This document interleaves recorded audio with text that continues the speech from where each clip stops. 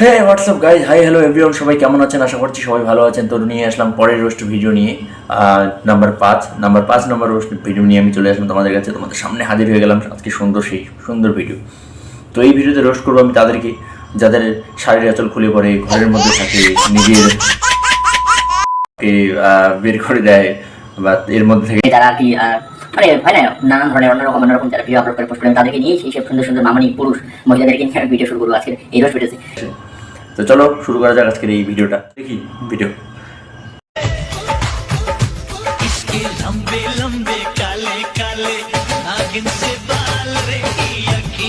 তো এই যে দেখছো এখনকার ভিডিওটা, এই ভিডিওটা বলো তো, তুমি নিজে বলো, অন্য মেয়েরা শাড়ি পরে না, আমাদের বাড়ির আশেপাশে মেয়ে মহিলা শাড়ি পরে না, সে মতো খুলে নাকি মানুষকে দেখানোর জন্য যে নিজের শাড়ির চলটা খুলে গেল, নিজের ভিতরে তুমি নিজে বলো মানুষ নন্দ গেছি। আরে তোমরা ঠিক আছে, আমি মানলাম যে তোমাদের শাড়ির আঁচলটা পেয়ে তোমার শাড়িটা পিছলা, কিন্তু আমরা তো তোমরা পিন আপ করতে পারো না। তোমরা ভিডিওতে দেখা দিচ্ছ তোমার শাড়ি খুলে যাচ্ছে, তোমার শাড়ির সাথে জিনিসও দেখা যাচ্ছে, যত সব একটু সাবধানে শাড়ি করতে পারো না।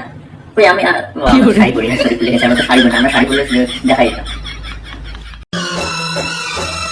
अपनी बेताबी को मैं कैसे तुझसे इजहार करूं। আর ইনি হচ্ছে সেই মামুনি।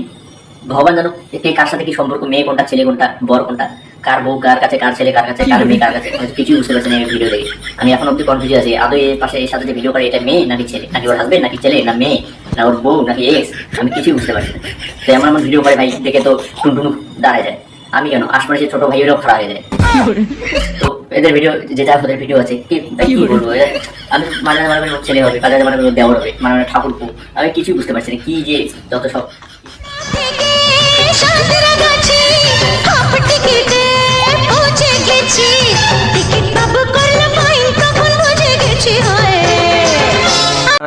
এই যে একটা মামুনি আছে, কত সুন্দর দেখছো তো, ভিডিও করছে, গানের সাথে লিপসিং দিচ্ছে, গানের নাইটিকা মাথা, নিজের লিপসিংয়েরও নাইটিকা মাথা, কি দেখাচ্ছে কি বলতে চাচ্ছে অডিয়েন্সদের ভগবান জানো।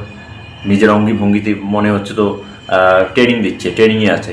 তো এদের পিছনে না এইসব মেয়েদের বড় বড় জিনিসের পিছনে ছোট ছোট মানুষের হাত থাকে, ঠিক আছে, এদের বড় বড় ছোট মানুষের হাত থাকে, যাদের জন্য এইসব মানুষ এত বড় হয়ে গেছে। তো কি বড় হওয়ার কথা বলছি সেটা বুঝতে পারছো। তো যাই হোক, যে বা যায়, যে ভাই বা যে দাদা যে কাকু বড় করেছে, অসংখ্য ধন্যবাদ তোমাদের মনটাকে বড় করার জন্য, দিলটাকে বড় করার জন্য। তো প্লিজ তোমার দুটো দিলের মধ্যে আমাকে জায়গা দিও, একটা দিলের মধ্যে আমি থাকতে তোমার দিলের মধ্যে। রাত পরে রাজি, কি করবি কি পার।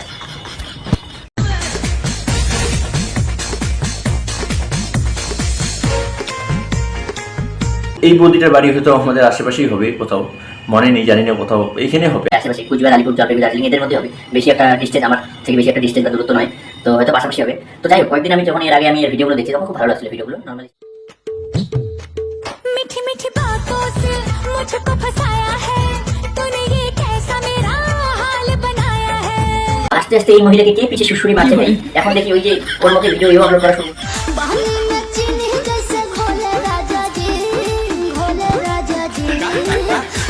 নিজের রঙি ভঙ্গিতে, নিজের কি বলে ইত্যাদি ইত্যাদি দেখিয়ে, অন্যান্য জিনিস দেখিয়ে ছেলেদেরকে উত্তেজিত করছে। ছোট ছোট বাচ্চা সমাজকে মার दोगे क्या, हमारा जान ले लोगे क्या? हम लोग बच्चा है, नादान बच्चा, ना समझ बच्चा है। प्लीज हम लोग का सामने थोड़ा अच्छा वीडियो बनाओ भाई।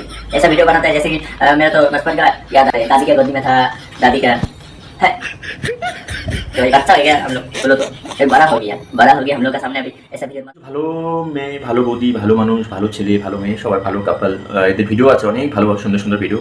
তো কি হয় না, আমরা এদের ভিডিও দেখতে দেখতে, এদের ভিডিও যখন দেখবে, একটা পচা আলু যখন একটা জায়গায় থাকে, তো আশেপাশে আরে ভাই তুমি একা ভিডিও করছো ঠিক আছে, 5 থেকে 8টা বদিকে কিভাবে জড়াইলে, মানে নিজের ক্যারেক্টারটা শেষ, সাথে আরেকজন ক্যারেক্টার শেষ। তোমাদেরকে তোমাদের ফ্যামিলি লোক দেখে না তোমাদের ভিডিওগুলো, তোমাদের আশেপাশে মা বাবা ভিডিওগুলো দেখে না, তোমাদের দাদা বদিগুলো দেখে না, তোমাদের ভাসুর ঠাকুরগুলো ভিডিও দেখে না, তোমাদের ভিডিওগুলো মধ্যে কিছু বলে না, তোমরা বাজারে যাও তখন বলে না এই তুমি তো এইভাবে ভিডিও করো, তুমি এইভাবে ভিডিও, তোমাদের একটু লজ্জা থাকা দরকার। এরকম যে ভিডিও তোমরা পোস্ট করো, তোমাদের একটু লজ্জা থাকা দরকার যে আমি তো ভবিষ্যতে আশেপাশে, ঠিক আছে মানলাম তুমি আশেপাশে 2-4 জনকে ব্লক করে আসো, কিন্তু ওই 2-4 যে বন্ধু আছে ওদেরকে তো ব্লক করতে পারবি না।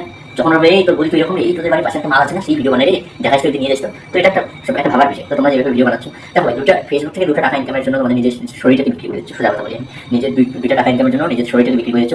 আর তোমরা জানি আমার ছেলেরা নাদান, না সমাজ, বাগরুম ছোট বাচ্চা, কোনো কিছুই আমরা বুঝি না। আমরা না বোঝার ভান করে কেউ যদি এরকম ভিডিও পোস্ট করে, আমরা সুন্দরভাবে ভিডিওটাকে শেয়ার করে নিই, শেয়ার করে দিই আমরা হোয়াটসঅ্যাপ, বা তার যদিও না হয় কারণ আছে যারা সিঙ্গেল, একদম সিঙ্গেল, যারা তাদের কথা গার্লফ্রেন্ড বলছে, ও ভিডিও ডাউনলোড করবে, তারপর রাত্রে দেবে, তারপরে জোরসে মারো ঠিক আছে? তো আমরা না সমাজ, আমরা বুঝি না। তো আমরা বুঝি না কি করলে কি হবে।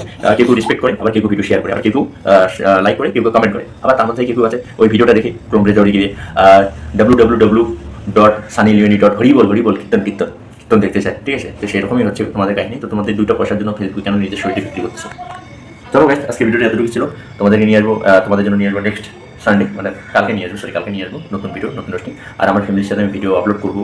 তো যাই হোক, কয়েকদিন রোস্ট করিয়ে গিয়ে আমার রেজিস্টার ডাউন হয়ে গেছে, তারপরে আমি টোটালি করবো। Bye bye.